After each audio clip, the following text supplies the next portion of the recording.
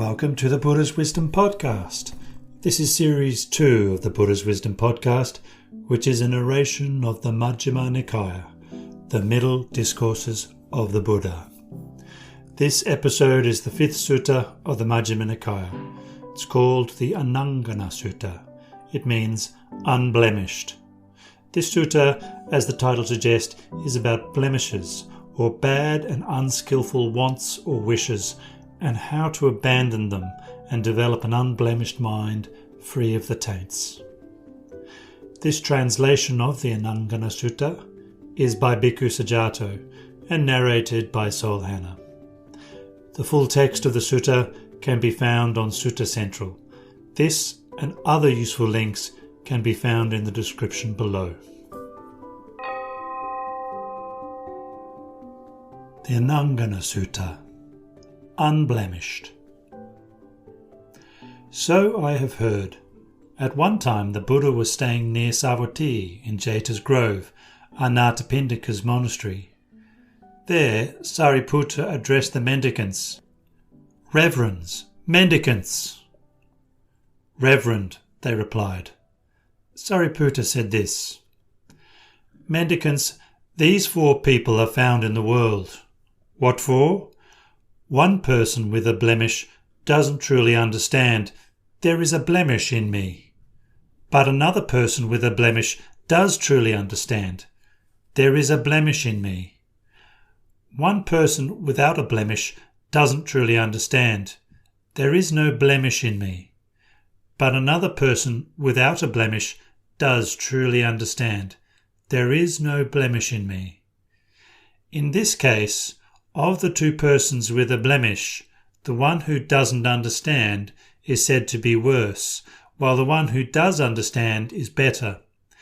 And of the 2 persons without a blemish, the one who doesn't understand is said to be worse, while the one who does understand is better."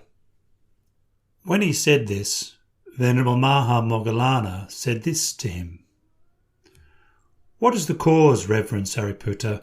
What is the reason why, of the 2 persons with a blemish, one is said to be worse and one better? What is the cause? What is the reason why, of the 2 persons without a blemish, one is said to be worse and one better?" "Reverend, take the case of the person who has a blemish and does not understand it. You can expect that they won't generate enthusiasm, make an effort or rouse up energy to give up that blemish, and they will die with greed, hate and delusion, blemished with a corrupted mind. Suppose a bronze dish was brought from a shop or smithy covered with dirt or stains, and the owners neither used it or had it cleaned, but kept it in a dirty place. Over time, wouldn't that bronze dish get even dirtier and more stained?" "Yes, Reverend." "In the same way, take the case of the person who has a blemish and does not understand it. You can expect that they will die with a corrupted mind. Take the case of a person who has a blemish and does understand it.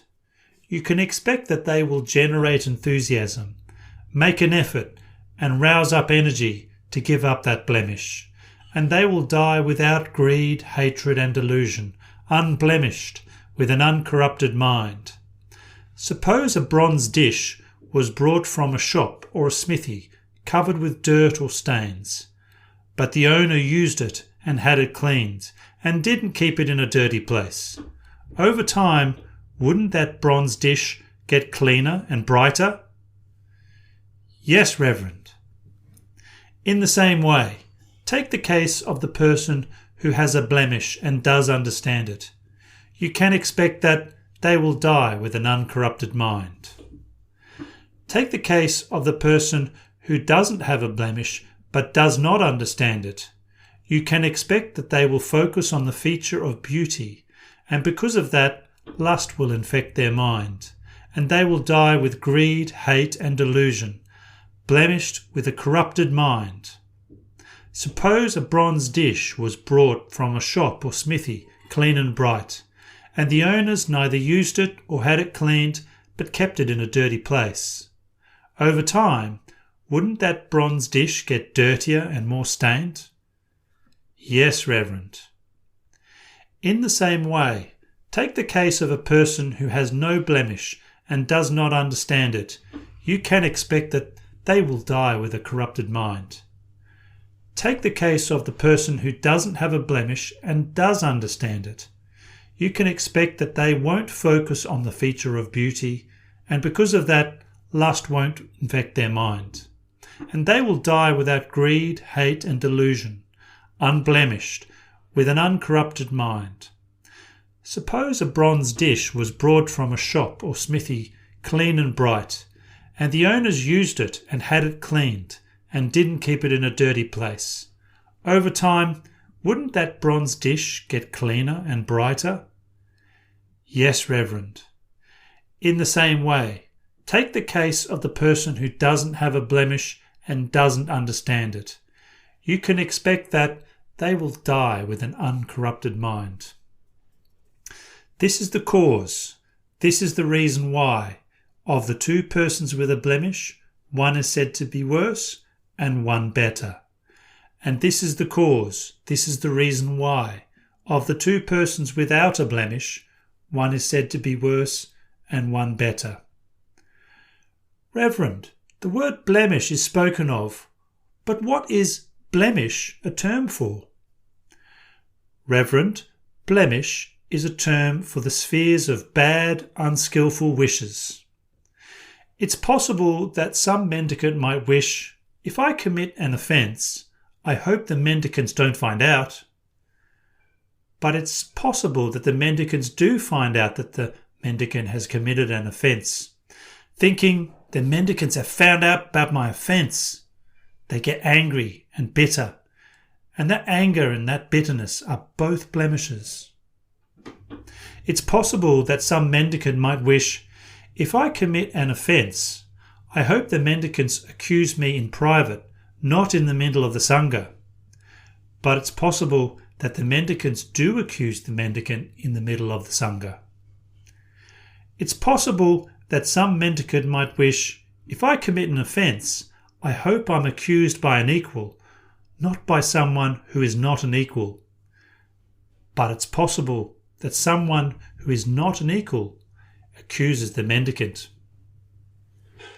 It's possible that some mendicant might wish, oh, I hope the teacher will teach the mendicants by repeatedly questioning me alone, not some other mendicant. But it's possible that the teacher will teach the mendicants by repeatedly questioning some other mendicant. It's possible that some mendicant might wish, oh, I hope the mendicants will enter the village for the meal, putting me at the very front, not some other mendicant. But it's possible that the mendicants will enter the village for the meal, putting some other mendicant at the very front. It's possible that some mendicant might wish, oh, I hope that I alone get the best seat, the best drink, and the best alms food in the refectory, not some other mendicant. But it's possible that some other mendicant gets the best seat, the best drink, and the best alms food in the refectory. It's possible that some mendicant might wish, I hope that I alone give the verses of gratitude after eating in the refectory, not some other mendicant. But it's possible that some other mendicant gives the verses of gratitude after eating in the refectory.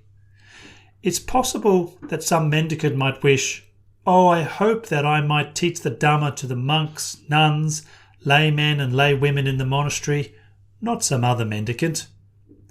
But it's possible that some other mendicant teaches the Dhamma.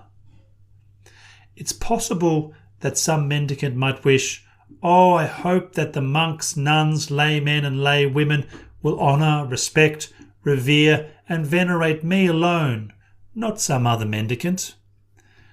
But it's possible that some other mendicant is honoured, respected, revered and venerated.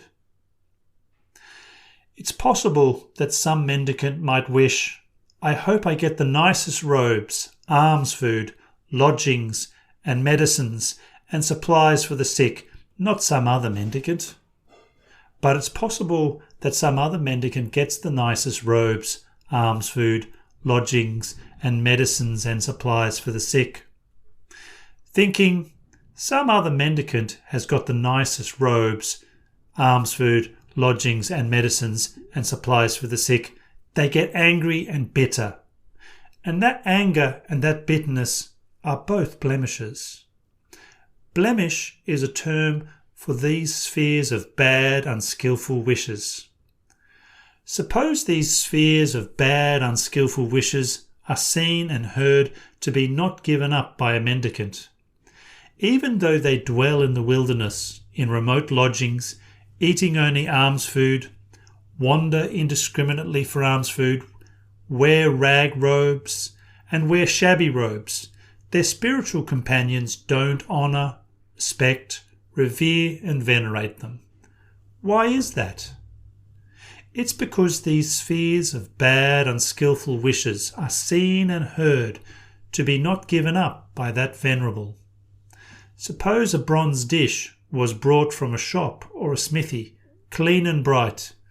Then the owners were to prepare it with the carcass of a snake, a dog, or a human, cover it with a bronze lid and parade it through the marketplace.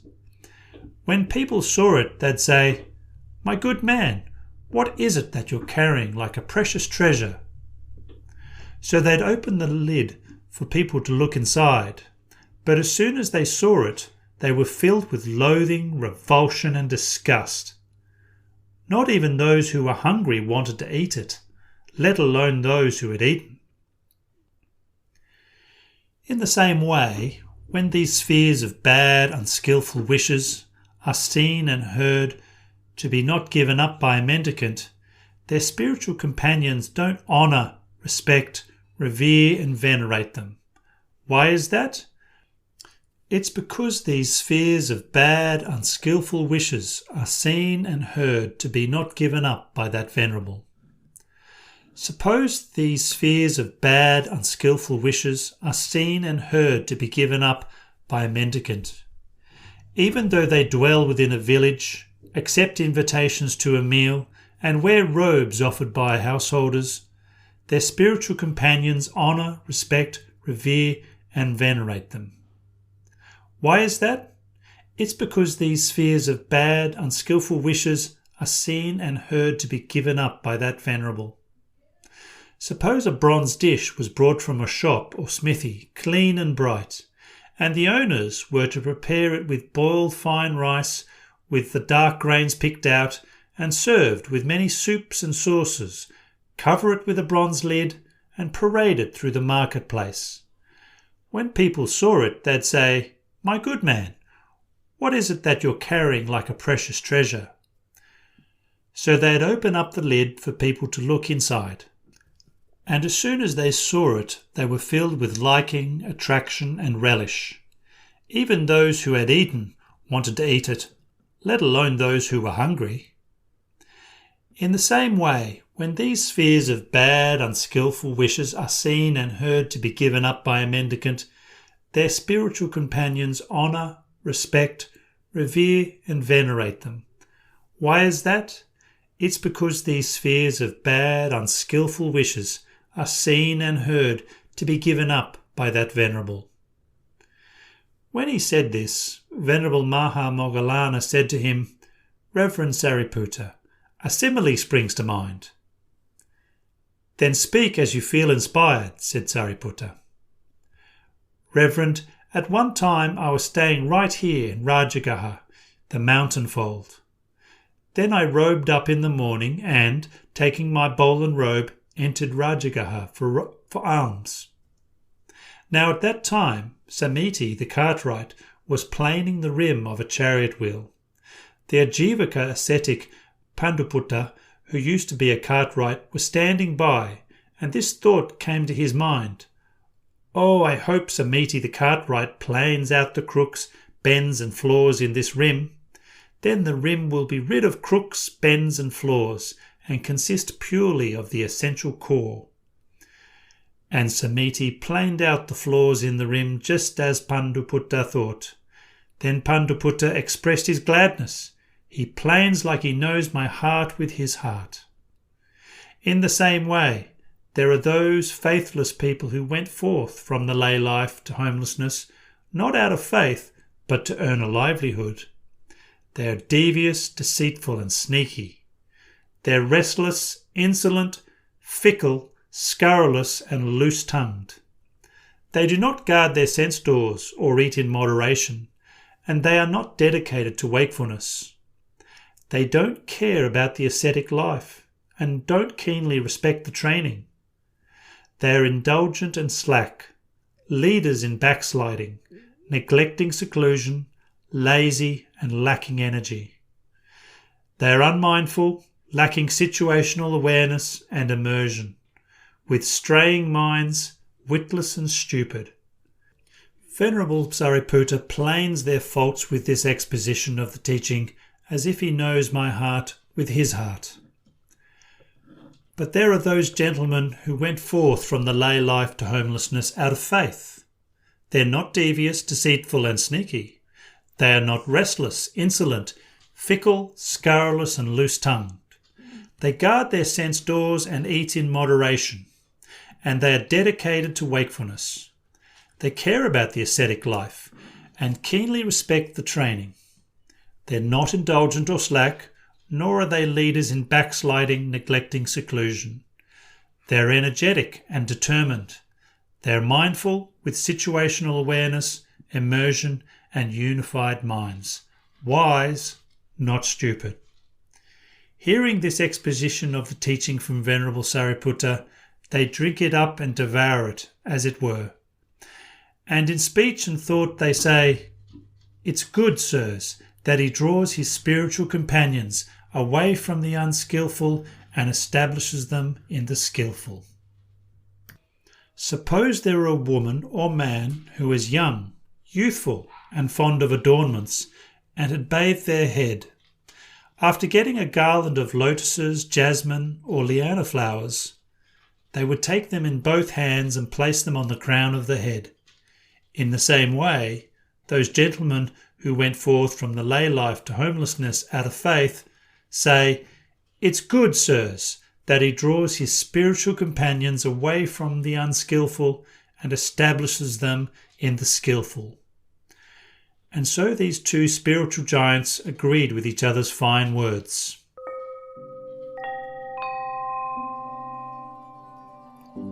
If you've enjoyed listening to the Buddha's Wisdom podcast, please subscribe via your favourite podcast player for easy access to future episodes, and share this podcast with friends and family who may benefit from this easily accessible teaching.